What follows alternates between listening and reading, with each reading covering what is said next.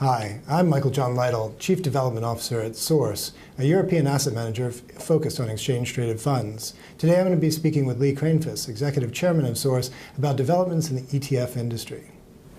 Lee, welcome. Thank you. Lee, 2014 has seen a significant uptick in inflows to almost record levels. What do you think this says about the activity in the industry?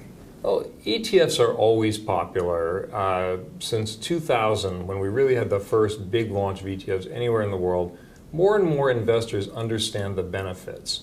They can get market access to areas they never had the ability to get at. I used to say what used to take a $10 million program trade in a week to set up, you can now go to the exchange through any advisor, broker, bank, and get that exposure in chunks of 100 pounds or 100 euros, sometimes less. So as more and more people understand the benefits that come from owning a diversified basket and being able to place bets around the world and across asset classes, we see continued growth in ETFs. Pretty simple. Lee, you talk about how simple it is to invest in ETFs. It seems like there's a democratization of investment going on. Yes, if you look at ETFs, originally when they were invented, people thought they would be for large institutional investors so that they could go and get access to Brazil when the market was closed in local time zones. What we've found over the past 14, 15 years is that there's huge benefits to every investor to being able to do that.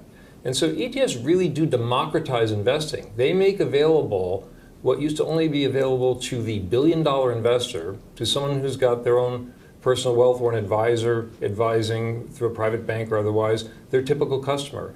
It really has changed the way we think about access to markets, low-cost investing, and being able to build good, diversified custom portfolios for every customer. So this seems that ETFs are a natural pathway for retail into the investing markets. Yeah, retail's a funny term because people often ask me, is there retail in the US or when will Europe be like that? I don't think of it as retail as much as individual investor because really anywhere in the world, very few retail investors, ETF or otherwise, do their own trading and portfolio management. Most people go through a professional of some sort.